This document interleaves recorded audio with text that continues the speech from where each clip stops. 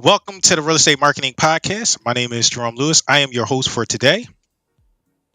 Real Estate Marketing Podcast is a podcast where we talk marketing, tech, business, and leadership. We talk these things for real estate agents, real estate investors, and real estate entrepreneurs. Real Estate Marketing Podcast is a podcast that has two purposes. Purpose number one, to educate and inform our audience and listeners. Purpose number two, Norma, to spotlight you, your business, your service, or your product in a way that provides value to you, including market exposure and content creation. With that, we have a very special guest, Norma. I'm going to say your Jean Richards. Norma is a successful real estate entrepreneur and developer who dramatically increased her family's net worth in just 5 years. With an itty bitty social security check and retirement account, she set out to become a house flipper, wholesaler, short term rental investor, and now a real estate developer. Her goal is to help others achieve the same success by encouraging them to find their niche and step out of their comfort zone. Norma is a certified science teacher from Ohio and holds a Bachelor of Science in Microbiology from Howard University in Washington, D.C. She is also the co host of the Short Term Rental News Network on Facebook and will soon release a book on real estate investing. Norma, welcome to the show. I'm glad you are here. I am glad to be here. Thank you for inviting me. You're welcome. So, Norma, it's been. I'm excited. It's been a while. So, tell us a little bit. Take us through your journey about how you got into short term rentals in your own words. Well, I got into short term rentals because initially, back when short term rentals became a thing, this Airbnb thing, my kids would tell me, Mom, we should stay at an Airbnb. And I was like, what is an Airbnb? It doesn't even have vowels in it. It's not a word. Yeah. So my daughter took me to Puerto Rico and I stayed in one and I really enjoyed it. And we went some other places and I was like, wow, people are making money just renting rooms out in their houses or renting out their rental properties. And I had rental property before, but it was back before it was a thing. And I had long-term tenants that put sugar down my HVAC in the ducts, believe it or not. That's the kind of stuff they would do. That was the worst thing that they did. So I didn't really want to do the rental thing. I got out of real estate at that particular time. But when this came about, I thought, wow, if I don't like the renters, they leave in a couple of days. So, it sounded like the perfect thing for me. You can make money and you don't have to deal with them for a whole year and they pay you more. And so it was perfect. And so I started by, I had interns in my house. My kids are all engineers. So they were in the National Society of Black Engineers. So when these engineers would come to town, there really weren't any short-term rentals in this area for them. So I started renting out rooms in my house. And then the next year, I bought a property, fixed it up, and had them to stay there. And so from then, when the interns were gone, I'm like, well, what do I do with the properties? So that's how I really got started. My kids, and then the need for interns to have a place to stay when they came to Columbus. Thank you for sharing that. Can you tell us, like, what is a short term rental? Like, what is it? What does that mean? Well, generally, a short-term rental means a rental that is less than 30 days. Now, granted, when I had the interns here, it was more than 30 days. But short-term rental, by definition, if you go to your city or county, you will, most of the time, people ask, are there any laws or ordinances? Do I need a permit? And they'll say, well, if you're renting your place out for less than 30 days, that is considered a short-term rental. Okay. So short term rental, right? And that might make people think like, what is, well, short term, well, what's a long term rental? And then furthermore, what's in the middle? So short term rental, you just define that. Well, what's a long term rental? You kind of talked about that. And then I want to hear from you talk about like what's a midterm rental. So midterm would be anything over 30 days. So even 31 days would be midterm, simply because the same rules don't apply uh, in most municipalities, same rules don't apply. If you rent to someone more than 30 days, it's no longer considered short-term rental. And so, for example, here in Columbus, Ohio, is where I am right now. If you rent for less than 30 days, you have to pay excise taxes. But if you rent for more than 30 days, you don't have to pay an excise tax. So anything over 30 days, I'm going to say 30 days to maybe 6 or 7 months, I would consider medium term. And then, long term is generally a year lease. Okay. Um, so people are interested in short-term rentals, and it's becoming like a popular thing. I want to hear from you, and I heard you talk about this in some of the groups. Like, is short-term rental, is that still a good investment from your perspective? Well, I can tell you that the short term rental market has changed. And we've seen a dramatic change after the lockdown during the COVID. Because the good thing was during COVID, the hotels were locked, they couldn't do business. So we had this mad rush of people renting short term rentals. And really, during that time, short term rentals made windfall profits. But the hotels have opened back up. So you have that competition again. You didn't have that competition at that time. Also, right after the COVID let up, then you had people getting stimulus checks, or they maybe they hadn't spent their stimulus checks, and so that was still a good time. But now, you know, the interest rates have gone up. The economy is slowing down. People aren't traveling as much because it's more expensive. Lots of different factors that affect that. So, to answer your question, is it a good investment? It's still a good investment. However, you have to be very methodical when you buy or invest in short term rentals. You should definitely buy it with in mind of having the option to turn it into a long term rental if you need to. Okay. Um, from like, what is your favorite thing? Like, what's your favorite thing? What's your favorite benefit about a short-term rental? And then probably what's like your least favorite? Well, I think that my least favorite thing is that it is people think it's passive. It Okay. is not passive. You have to deal with so many different things. You have to deal with guests, first of all. Secondly, you have to make sure your place is pristine clean. Because if someone comes in and finds a hair, your whole house is dirty. I don't know how that happens, but it makes your whole house hurt dirty. Um, and then the other thing, when things break down, you have to fix them pronto. You don't have time to redeem yourself. You have to get that done. In some cases, you may not be able to get it done right away. And you may have to give a refund or whatever. So that is the least favorite thing about it. The thing I like about it, however, would be you do make more money. So you have to have some energy to do this, though, because as I indicated, it's not passive. You do make more money, and there are a lot of nice people that I deal with, but there are some people that are just so unreasonable. Like I said, if there's one hair in the house, the whole house is dirty. So it just depends on your personality. If you can deal with the unreasonable people, and if you can, bounce back and deal with the nice people as well that are not so unreasonable. So it's fun to do. I like doing it, but it is a lot of work. Thank you.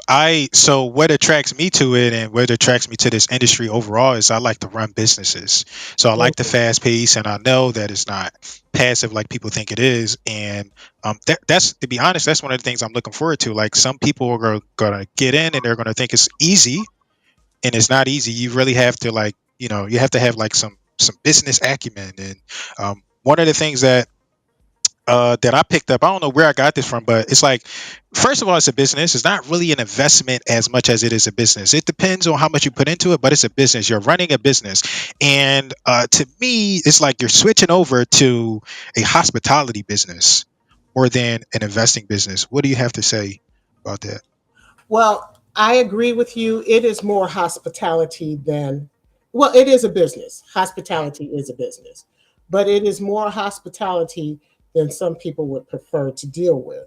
Now, if you're not that type of person that likes to, um, for it to be your pleasure to do things for people, then it wouldn't be for you. But if you're the kind of person that loves to, you get pleasure out of making people happy, Mhm. then it's the business for you. Thank you. So it's becoming more competitive, right? You got people being interested, even myself. I'm like, oh, look, that looks attractive. I want to get involved in that. Would you Mhm. say that it's becoming saturated? Is it the market? Like, what is your perspective on that?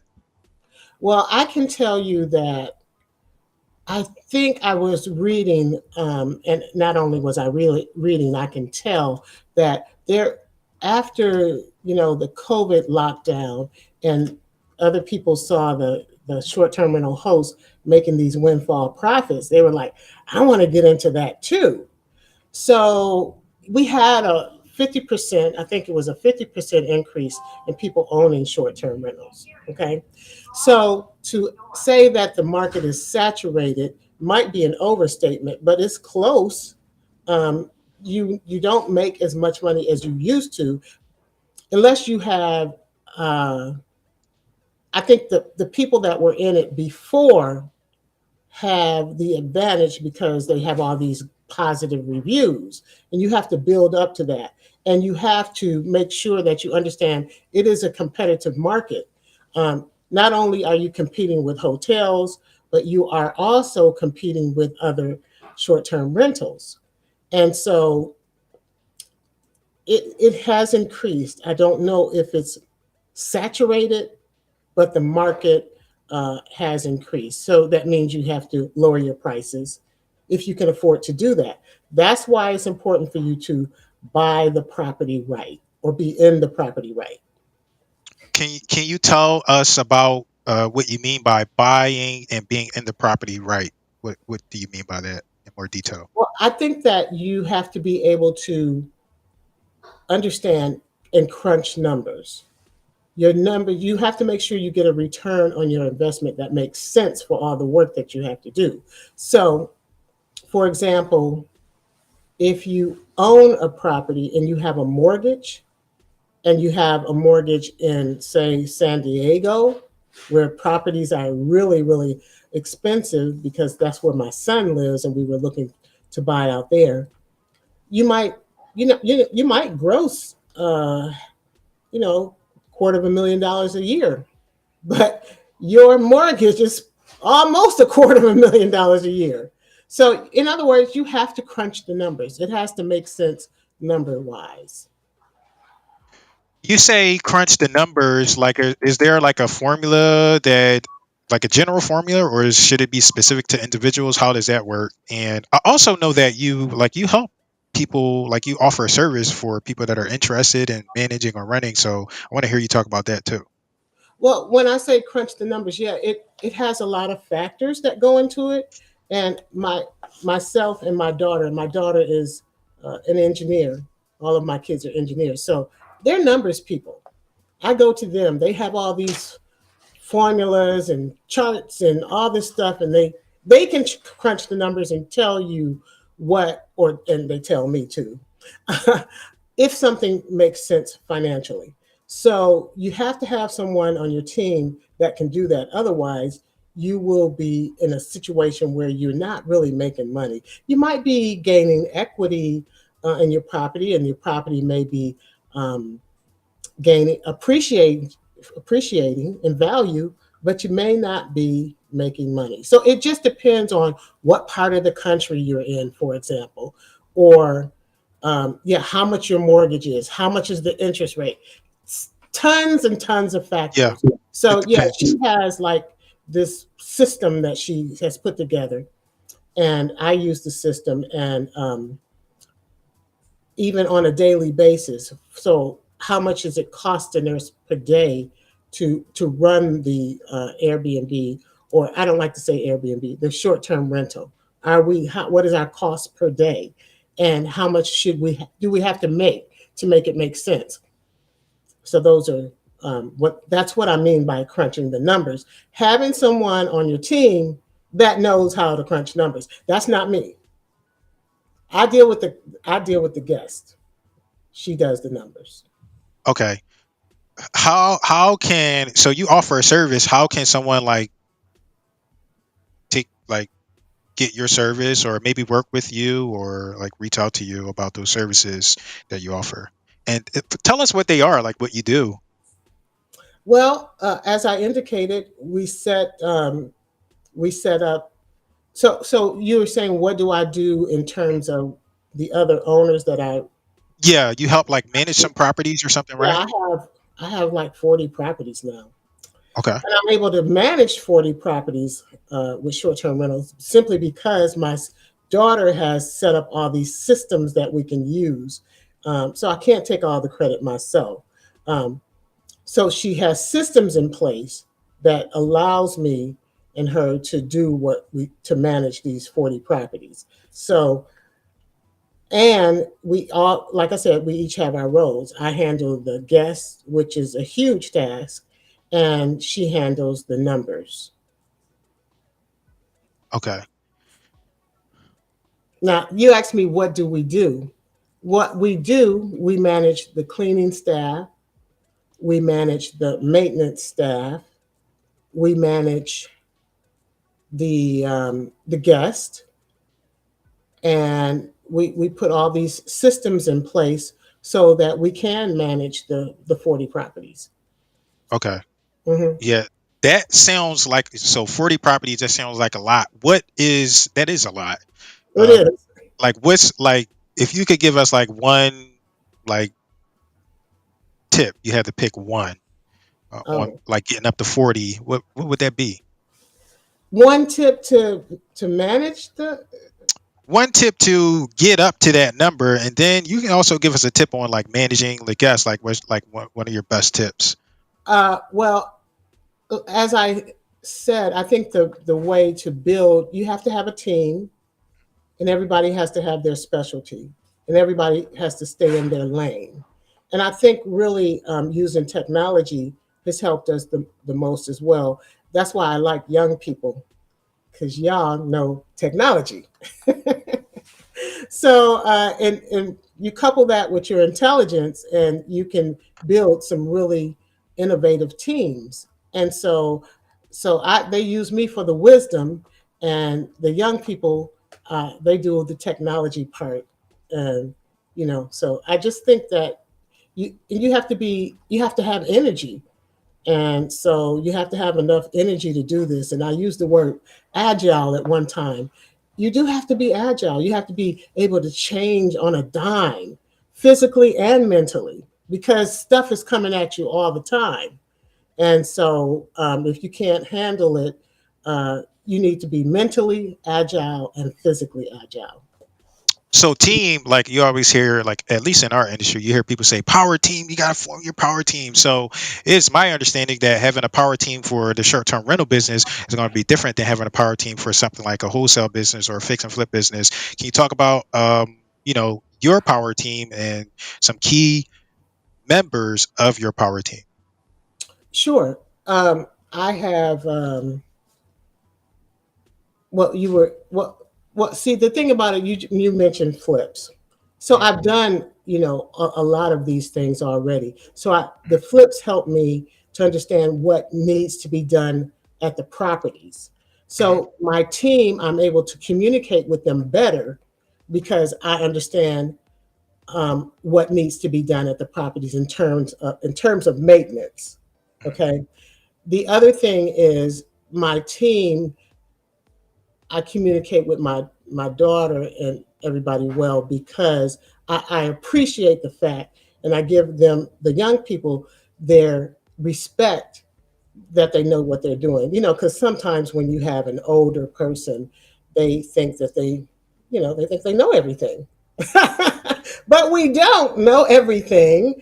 And so you have to have a diverse team. So that's how, and respect their specialties. But if you know something about what they're doing, which I know a little bit about technology, and so I can follow along. I know a lot about houses and how they work because I'm a developer as well. But yeah, so having some knowledge already is very helpful to deal with my teams. So we were talking in people call it the green room before we got in here, and you mentioned one of the questions that you often get is people ask you is like, what's the best place to buy a short term rental? And I know that can be like a loaded question, but I'm going to ask you anyway because people they do it. So like, where's the best place, or how does that work? And if it depends, just tell us that it depends, right? So. Well, it does depend, and you mentioned to me earlier that I should tell people how to get in touch with me. See, I would have to see all the different factors. I have to Mhm. consider all the different factors. And, people can contact me through um, my email address, which is Happy Spaces. And in Happy Spaces is HAPPEE spaces at gmail.com. So, it depends. I would have to look at it, look at the situation because every situation is different. Because I know a lady who's doing really, really well in a vacation rental area. And so if your spot is not in a vacation rental area, you know, you may not do as well, but you don't know all the particulars about her what she owns and the equity and the overhead. You don't know all those factors, so you just have to plug in the numbers. So you just mentioned vacation rental, right? And a lot of times people will overlap. Sometimes it calls for overlap, right? Short-term rental versus vacation rentals. It's all Mhm. different. But I know that there is a difference between a vacation rental and a short-term rental. Can you tell us what the difference is between those? Well, I think a vacation rental is really where you have the whole house, the whole unit. So, like on Airbnb, for example, you can rent a room, Mhm. and you can't do that on Verbal, for example. Okay. It has to be the entire building because people are on vacation and they don't want to share their space with someone else. So I think the difference is primarily that you would have the whole building versus a room. Now you can Okay. get that on both of them, but Verbal specializes in that. Okay, and then like another thing, oftentimes people associate like the short-term rentals with like people going on vacation. But you were talking about your bio. You were like, that's not the case. Sometimes people just rent out property short-term for other reasons. And one that we often hear about is like like medical professionals, traveling nurses, and stuff like that. So can you give us some insights and some perspectives on that? Hmm. Sure. I do, those are medium term rentals. I do have some of those. And one of the things about, I like those, but you don't make as much money. That's just the bottom line. You don't make as much money because nurses are traveling. They have homes and mortgages that they have to pay back home. So they're trying to get the best deal. They also like they're working on a contractual basis.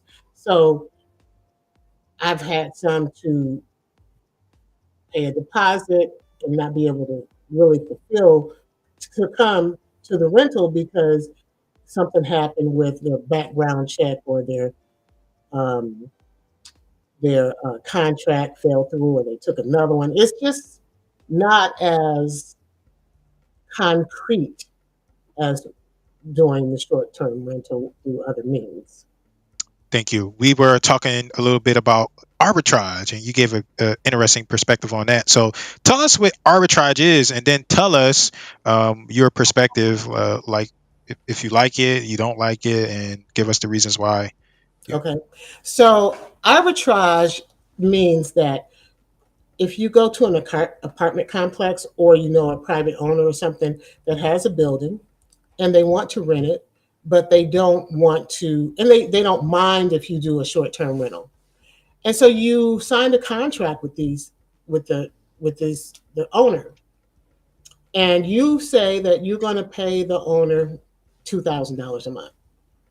And if you did that, for example, prior to the pandemic, when travel dropped dramatically, and you signed a contract saying that you were going to pay $2,000 a month, which is what, $24,000 a year?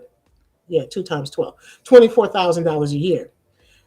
You signed that contract. You owe that person $24,000, whether you rent that place or not. Okay, they can take you to court and get their money.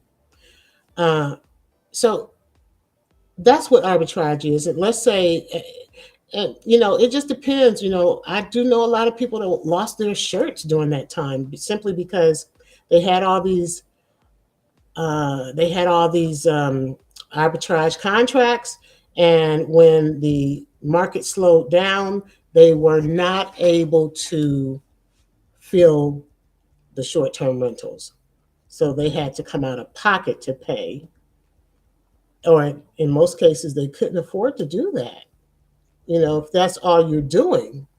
And so that was not a good situation. I do know some landlords were lenient, and they could really just convert back over to a long-term rental.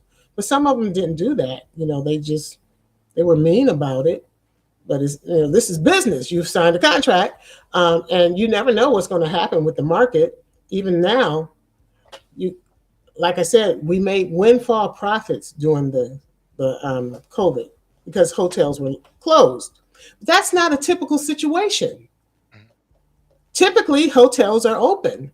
So the next time this happened was when the interest rates started going up, people stopped traveling, and and with inflation and stuff, people stopped traveling because you're paying $5 for a dozen of eggs. You can't afford to go anywhere.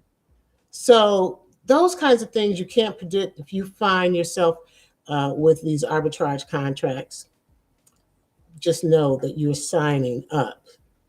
You're signing a contract, just like it's your car note. But they can repossess your car, but they'll take you to court and garnish your wages or lien your property or something if you cannot pay that other arbitrage contract.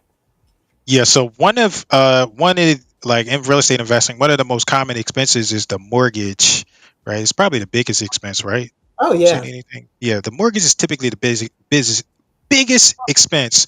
What are some other expenses associated with like short-term rental? It can be like, uh some of the more common Pest ones. control, Pest control. Oh, that's a very tell us about that. important. Yeah. Well, you better have pest control because no people worse than a hair is a roach or a rat. Okay. So that's one of the expenses, which depends on where you live, Okay. how bad that problem is, but it is an issue. hmm So you have all your typical expenses: insurance, Insurance, lawn care, um, just like whatever utilities. Yeah. utilities. Yeah, and they go Makes up in the sense. winter when it slows down, and so yeah, just but you have extra expenses on top of that. You have to pay cleaners, you have to pay maintenance people, and you pay them a little better because these are emergency situations. You don't you when you call the maintenance people, which I have a team of them, but when you contact them, they know they need to be there in 10 minutes. It's not something that they can wait around. Okay. Let's see. How do you manage? You already talked about a little bit, but I'm hmm going to ask you anyway. How do you manage these properties effectively? Like, How do I manage them effectively? yeah. As I indicated, I have teams and Okay. systems in place to do that, and I pay them well. Okay.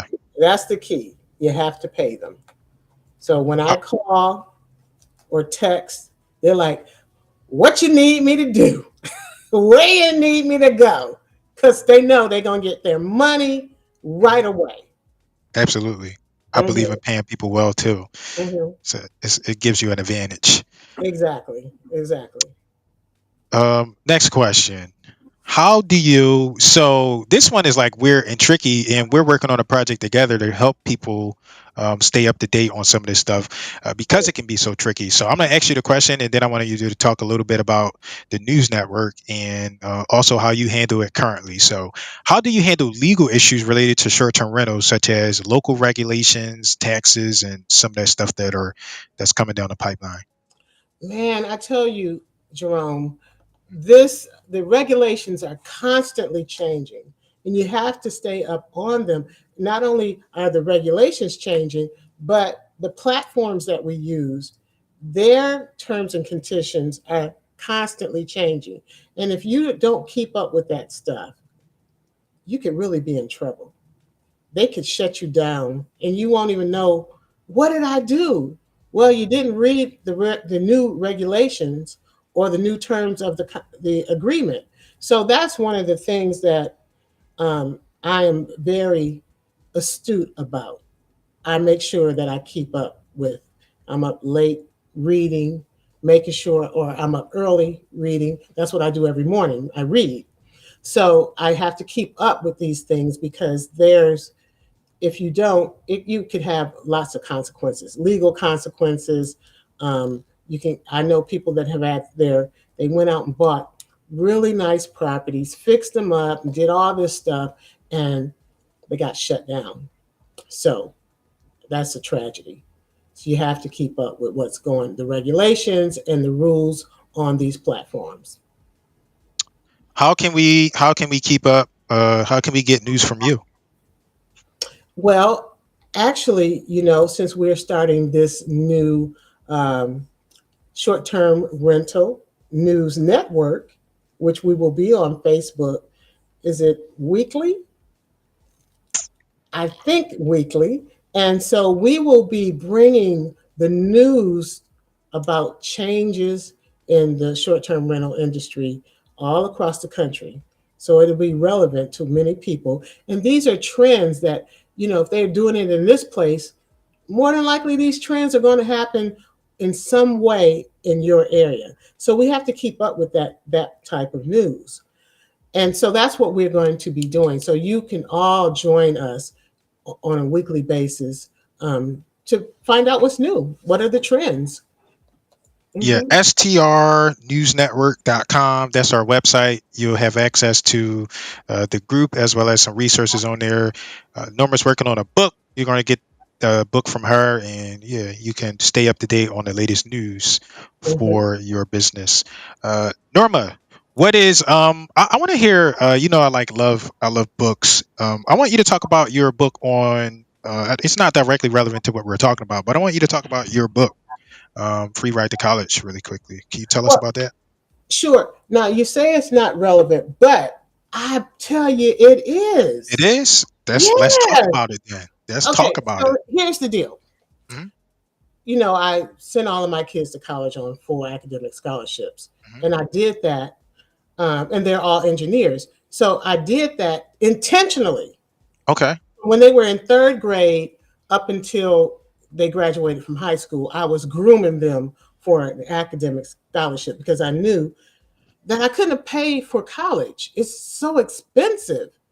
Now, what does that have to do with what I'm doing now? Well, if you go to my website freeridetocollege.com, you will see all the things that I did with my kids. But one of the things now, since they're engineers, is that they need to figure out what to do with their money, right? So they're buying real estate. That's number one. But number two, if you go to college for free, you don't have any student debt. That Okay. is the most relevant thing I can say about this because most students graduate with a ton of debt. They cannot they apply for a loan, their income to debt ratio is too high. I didn't even realize that's what I was doing for my kids. They graduated and were able to buy a multifamily building. You know? So I do know, and like I had my mom, and she did her best. My Hmm. dad was around, but not really. Hmm. And I like really, you kind of know a little bit of my story. Like I really struggled, and I wish I didn't go to college, and I wish I knew some of the stuff that I knew. So it Hmm. is, or I wish I had a different understanding when I went to college. So it is very helpful to understand that, like that debt hanging over you. Like if I didn't have that debt, or if I was smarter about what I choose, it would have definitely made a difference for me. Um, you can you tell us like how can we get your look, let me show you what I got. You already sent me a copy, but I want to know like how can you tell us how we can get a copy of this book? Absolutely. You can go to my website, freeride2college.com, and you can get a copy there. It's on, that's, so it'll take you, you could buy it directly from Amazon. And I recommend it. It just makes so much sense to graduate with no debt. Then you can really afford to buy real estate. How about that? I didn't even know, I wasn't even thinking about that. Was what I was thinking about was I didn't want to spend my retirement money, Mhm. my little bit of retired money. You already said Yeah, it's. the itty bitty, right? I didn't want to spend my retirement money. I didn't want to take a loan against my house, and I didn't want to work two jobs because I simply don't have the energy to do that anymore. But those are some of the things that I saw my friends doing at the age that we are at. I'm in my mid 60s. I don't want to work two jobs, but my kids obviously are all graduated now. But still, when I was in my 50s, they were in college, and I would have had to work two jobs or take my retirement money, or parents do what they need to do to send those kids to college. And let's be honest, kids waste a lot of money in They college. do. I'd rather them waste somebody else's and not mine. Because I know when I was in college, I wasted a lot of money. And my dad paid for my education all cash. But back then, you could pay for education. Mhm. But now it's you can't your kids can't even go to work and pay for their college education. You just can't make enough money because it's so expensive. So yeah. With that, you think right? Because I deal with like a lot of agents too, and they sell a lot of houses, but they never make the shift to like investing. Uh, what is your perspective? Like, should everybody invest in real estate? Like, can you give us some insight on that? Like, Well, I what's that think like? that you have to have the uh, temperament Hmm. to invest in real estate simply because it's not always passive. It can be if you do something like notes, Hmm. uh, and there's so many different places you can how place ways to do real estate. You can loan your money out and Hmm. make interest off of it if Yep, that's what you want to do. So I would just depend. It just depends on your temperament and what kind of you have money to lend out of a self-directed 401k, or if you want to do if you're just a hands-on person, you want to flip, or if you want it just of course I think always that real estate is a good investment, but it's not for everybody. I some people agree. some people would rather invest in the stock market, and some people would rather live in an apartment and let somebody else worry about everything else. So it's just depends on the person, and it's all good, whatever you like to do. But I like doing real estate, yes, I, because I do too. And one of the biggest things that you mentioned is like it depends on your temperament and your personality. So in anything, I always tell people like that depends on you and your personality. Like some people are not going to thrive in certain aspects of real estate, right? So a good example is like wholesaling. I thrive there because I like the high stress and the tension, and I'm at that age where I can handle that. Where some people like that's stressful. They're like, I don't want to deal with that, Jerome. I'm out, right? So, but it's yeah, another aspect where you can invest as a landlord potentially that might be more passive, or like you said, notes, all of these things. Like it depends on your personality.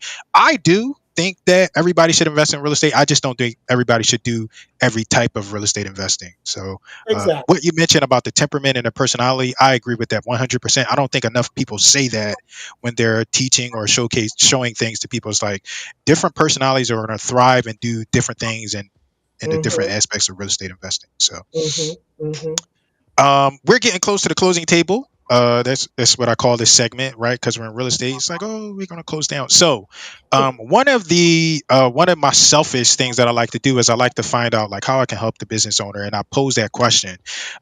Two questions, right? So I like to ask like, how can someone, and it's also for guests, right? In case they want to reach out to you, it's not just, hey, let me pick your brain. It's like you're actually adding value to that professional versus just picking their brain, because that stuff can be annoying. So how can someone add immediate value to you or your business?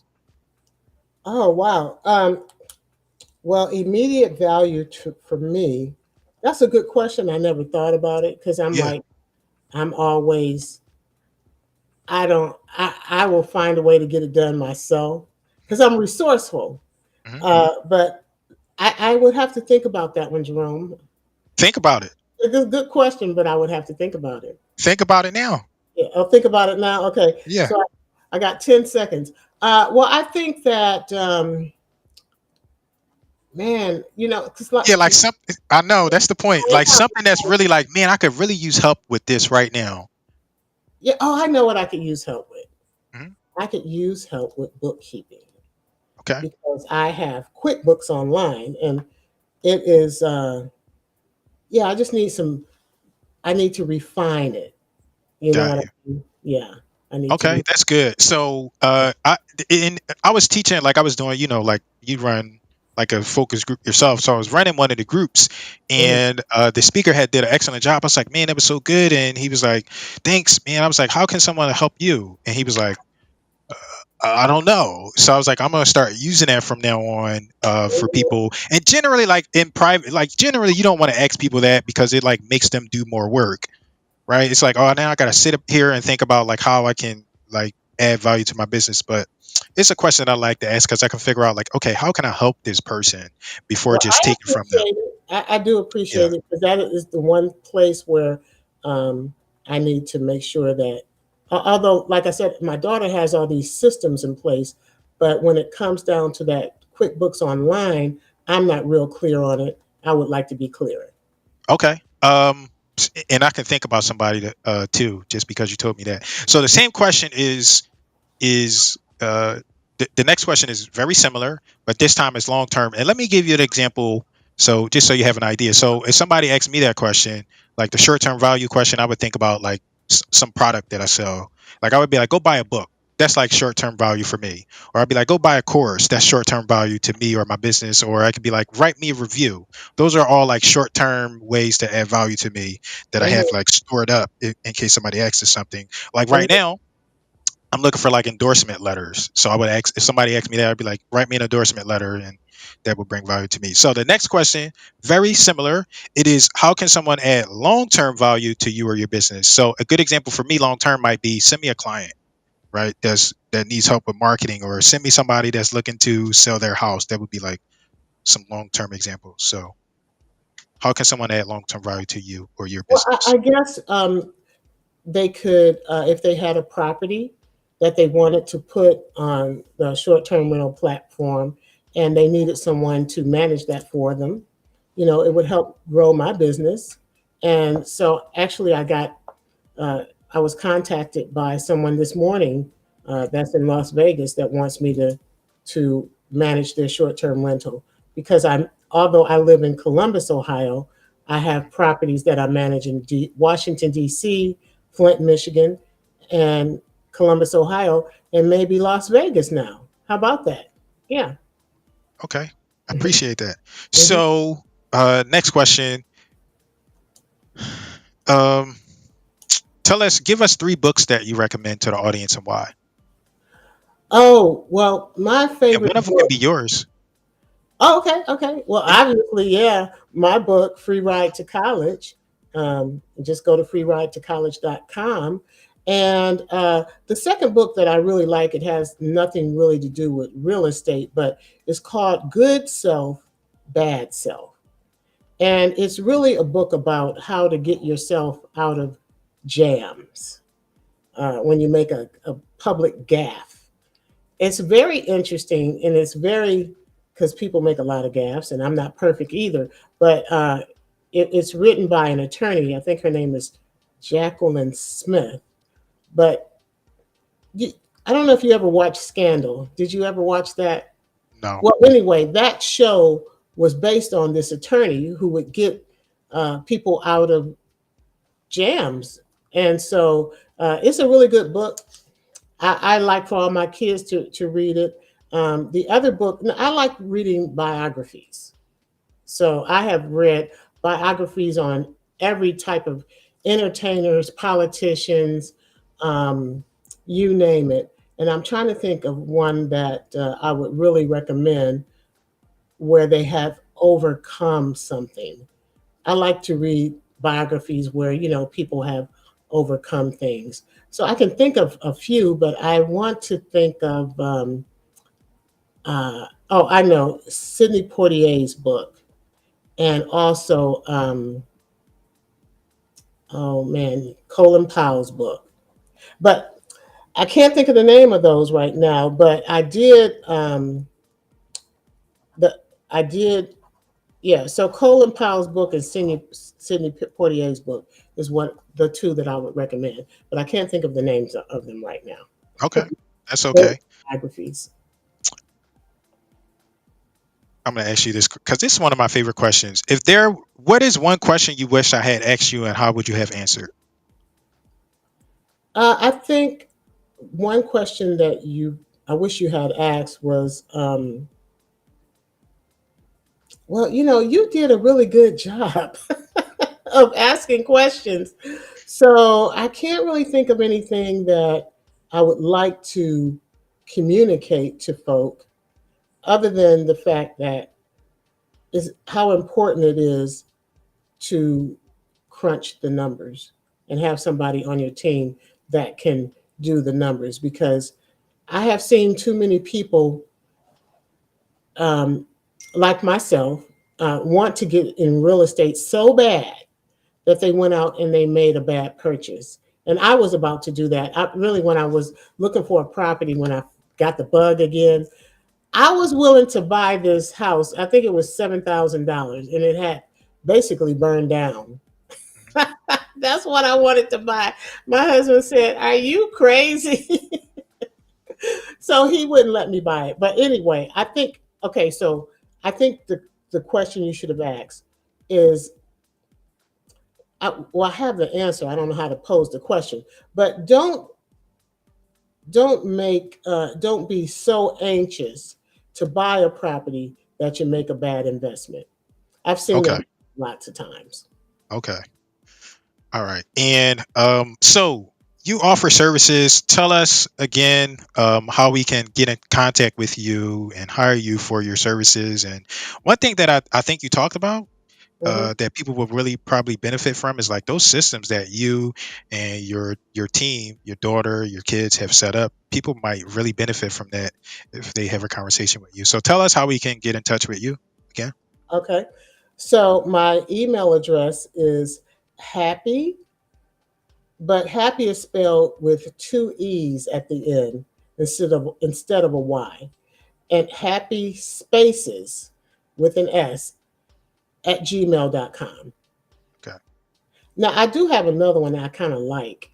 Uh, it's called cozy thing 333 at Gmail. Cozy thing. But Gmail.com. anyway, Okay. yeah, All right. And so I think you know our where I got this from, right? So our guest, you know Dewan? DeWine, Dewan, pink hair. look here. Dewan, I can't Twyford.